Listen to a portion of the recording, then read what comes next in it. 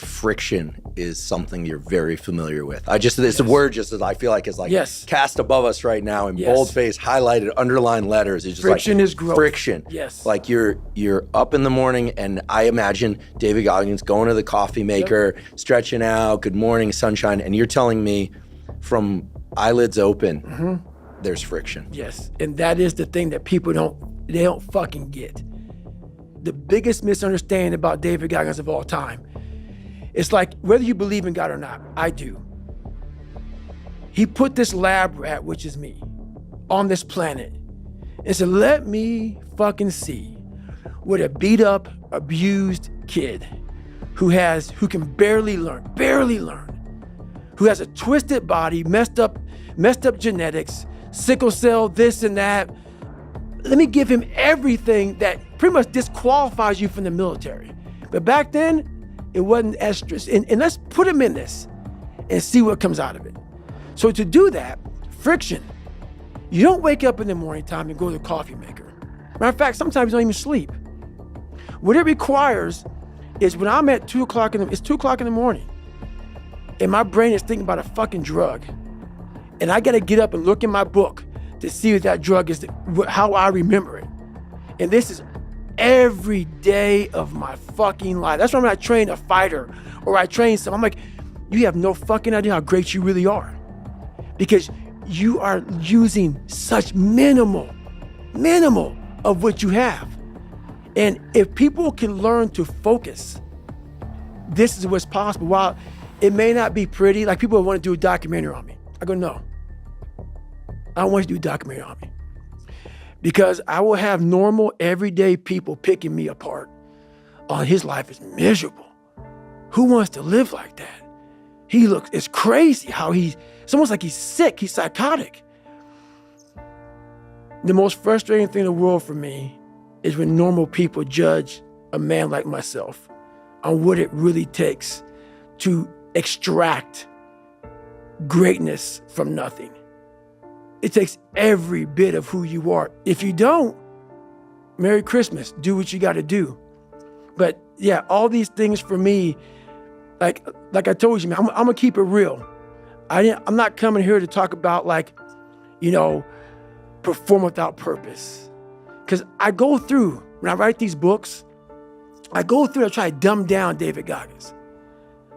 How can I give normal people, and I'm normal, but I found something that most don't want to find. How can I speak to people and give them something from this crazy psychotic brain that I've developed? How can I give them that?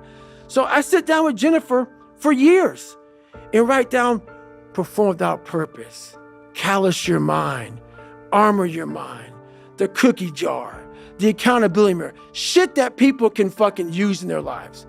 No. I'm glad it helps you, but the barbaric life that I live, that you have to live, the almost obsession that you must have to be great, you can't put that shit in a fucking book, bro. You can't put it in a book. You can't. It has to be experienced. It has to be experienced. And you can't even, after you experience it, to write it in a book, it would seem like he needs to be locked up. Too gory. It's too gory. It doesn't make sense for a guy that every second of the day, he is trying to extract more from something. He's constantly thinking, he's constantly disciplined, never going off the path. Whatever is injured on him, he figures a way. It's a conqueror's mindset. And very few people, if any, can really understand what that is.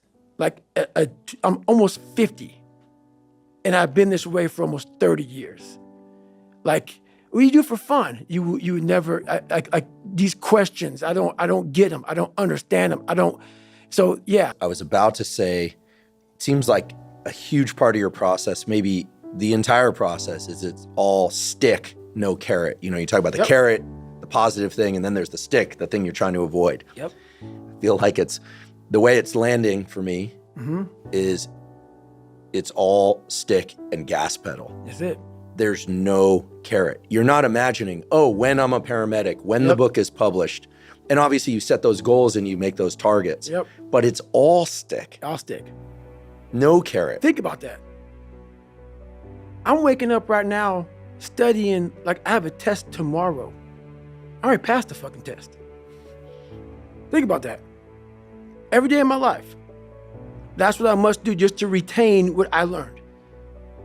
4 hours plus a day, I go through and do that. There's no stick, or there's only a stick. There's never been a carrot. Which is why when I speak to people, I have to figure out a way to resonate with them. Because all I want to say to them is, let me teach you the real life, how it really is. The reason why you're a loser, and the reason why you're not fucking making it, and the reason why you're trying to go through all these, I go to all these fucking conventions, speak all the fucking time. I look in the fucking audience and these people sign up fucking every year to go to convention, thinking they're gonna learn something fucking different. No, you're lazy. You know exactly what to do. Because even me, in my state of, I can't read and write, I knew exactly what to do. It just sucks doing it. It sucks to do it. It sucks to wake up every morning of your life and say, God, man, I'm not smart. So guess what I gotta do? I gotta study the same shit that I got one of the highest scores in the nation on, and do it again. It's not just there. It's not just there permanently for me.